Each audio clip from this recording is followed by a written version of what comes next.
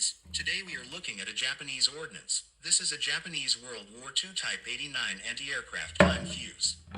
It was used on the 75mm Type 90 anti-aircraft shell. Its adjustable delay function can realize the explosion of the shell in the air at set altitude and generate fragments to damage enemy aircraft.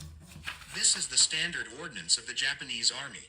The Type 88 75mm anti-aircraft gun uses this shell of type. It was first used in the War of Japanese Army invading China and Korea. The scale of the war expanded to East Asian countries during World War II. My Chinese friends are more interested in this period of history, because the Chinese official journals have few records of Japanese ordnance. So for the convenience for Chinese friends to understand, I printed the details and wrote the Chinese translation. Next, I will disassemble it.